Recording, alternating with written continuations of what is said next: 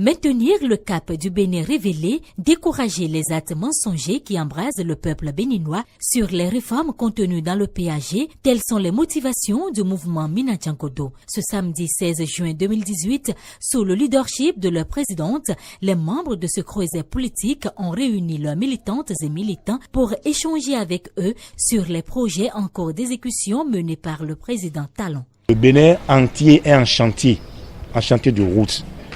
Nous venons de finir avec le RAVIP. Sans le RAVIP, il n'y a pas possibilité d'aller dans H. Jusque-là, certaines personnes continuent de se plaindre pour dire que les microcrédits ne vont pas commencer. Talon ne fera pas les microcrédits comme ça se faisait.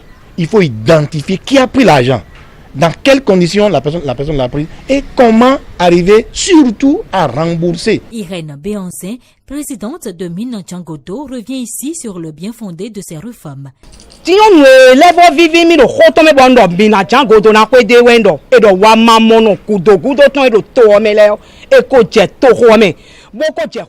Ce qui est salutaire et que j'ai beaucoup aimé dans ces propositions est que même les indigents du pays seront répertoriés et ce qui leur revient leur sera accordé à chaque fin du mois.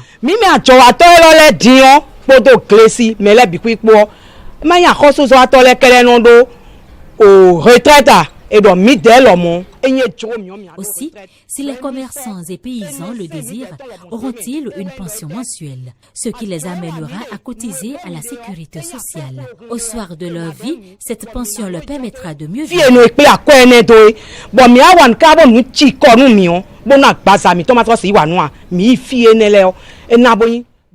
C'est pourquoi nous, les membres du groupe Mina Djangodo, nous nous sommes dit que nous devons sensibiliser la population à comprendre ces nombreux avantages.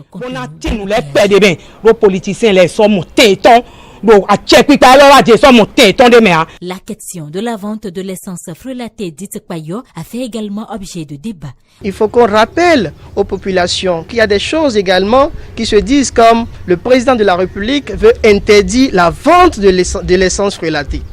Non, mais c'est faux.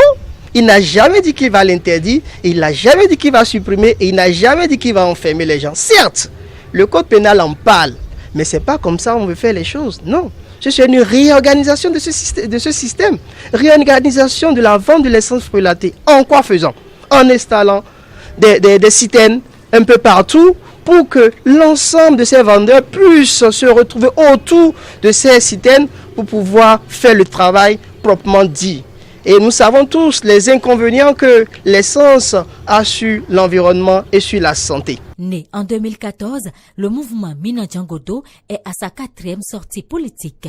Ils sont plus que motivés, les membres de cette formation politique, à la réussite du PAG pour le rayonnement de la nation béninoise.